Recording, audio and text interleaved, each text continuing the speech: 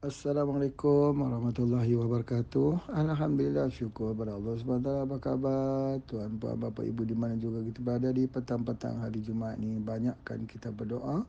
Mudah-mudahan doa kita ini bertepatan dengan waktu. Ya Allah, makbulkan doa kita. Masya Allah ya. Terima kasih semua pada mereka yang menjadi pejuang kepada radik muda ini. Alhamdulillah, syukur ya, syukur. Dan kita tengok memang betul jadi fenomena RM. Orang datang, bagi minum, dia beli. Orang datang, bagi minum, dia membelinya. Jadi inilah harapan kita untuk masa depan.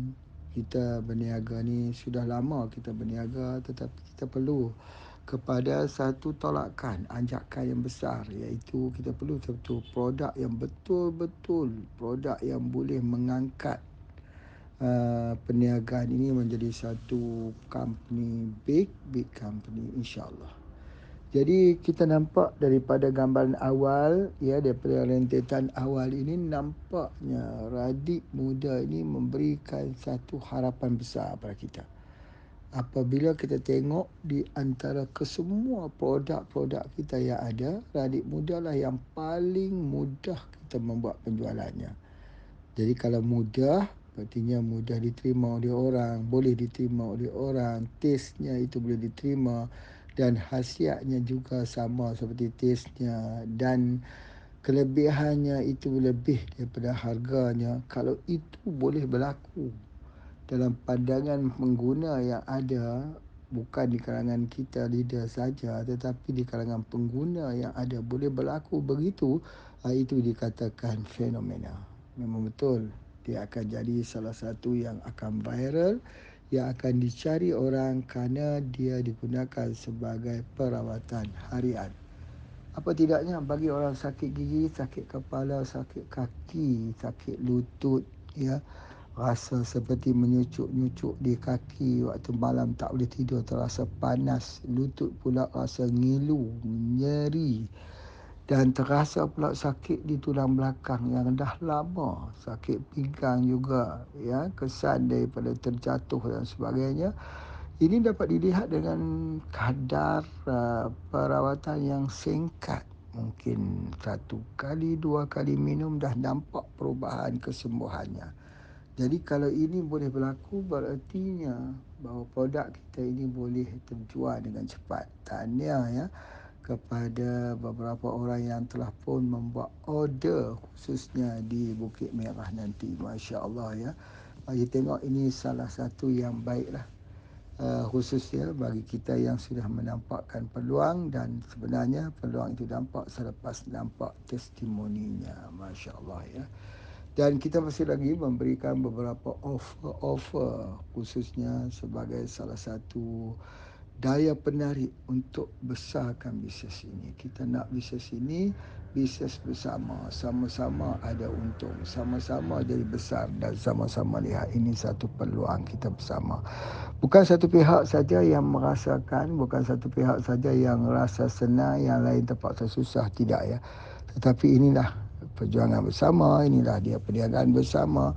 Sebenarnya kita berkongsi niaga dalam produk perniagaan berangkaian kita dan rangkaian-rangkaian dan kumpulannya. Jadi Pak juga tak sabar nak lihat jumlah bonus e-wallet yang kita masukkan dalam e-wallet nanti pada 5 ataupun 6 hari bulan. 5 hari bulan kita tutup, 6 hari bulan kita dapat melihatnya dan subhanallah boleh dibayangkan betapa besarnya daripada perniagaan dan pendapatan daripada e-wallet ini. Masya Allah ya.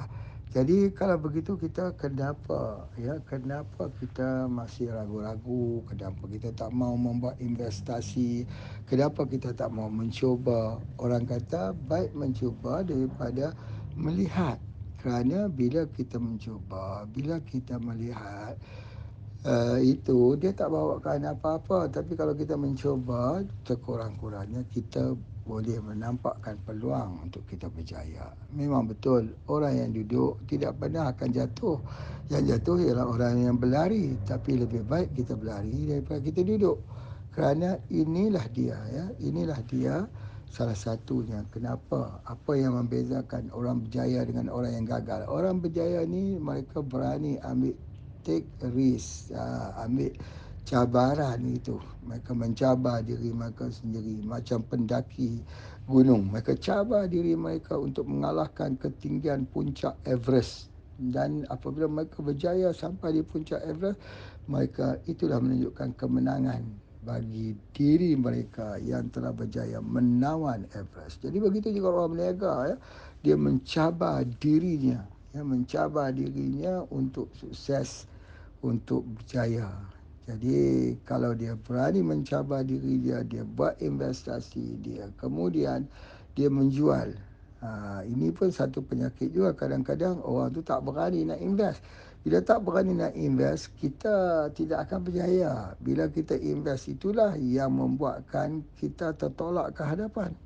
Sebab wang itu sudah ada dalam bentuk benda. Bila sudah ada dalam bentuk benda, kita berfikir, bagaimana cara aku nak menjualnya? Bagaimana cara aku nak menjadikan wang kembali daripada produk ini? Maka bermula daripada situlah berlakunya pergerakan, berlakunya rasa ingin untuk bekerja terus menerus, tidak hanya duduk rehat sebelum lelah. Orang kata, ya, tak ada buat apa-apa lagi, dah rehat dah.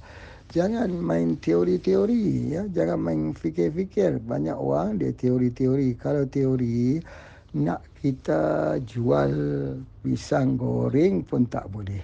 Ya, pasal apa? Sebab kita teori-teori. Nanti kalau turun hujan, siapa nak beli? Satu. Yang kedua, ramainya orang sudah jual pisang goreng. Jadi kalau kita jual, siapa nak beli? Itu yang kedua. Yang ketiga, di mana pula nak dapat pisangnya? Dah masuk perkara yang ketiga. Jadi akhirnya tak jadilah. Itu banyak teori. Jadi kalaulah kita terus saja kita buat, kita buka, nanti masalahnya kita selesaikan, baru dah dia akan jadi efektif, baru dia jadi bergerak. Orang yang berjaya itu ialah orang yang sentiasa bergerak. Ya, dia bergerak, bukannya dia duduk tetap, atau dia jumut, atau dia duduk tak mau buat apa-apa, hanya bercakap saja pagi, petang, siang, malam, tapi no action.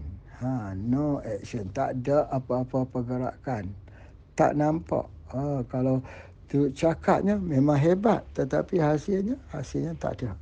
Duk macam tu juga. Orang lain sudah sampai jauh ke hadapan, kita tak start lagi, kita tak mula lagi, kita tak ada momentum lagi.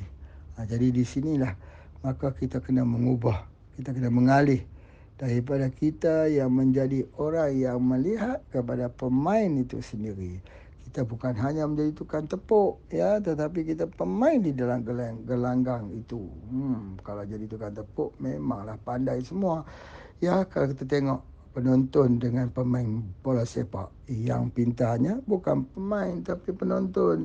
Beginilah, tak betul lah caranya, begitulah. Akhirnya disalahkan pengadil kan, kemudian dikatakan begini-begini, tapi cuba dialihkan tempatnya, dia pula yang masuk.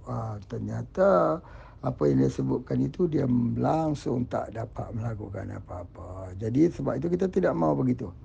Ya, bisnes bukan intellectual exercise, bukan hanya sekadar teori, bukan hanya sekadar hipotesis, tapi bisnes adalah pemain di lapangan.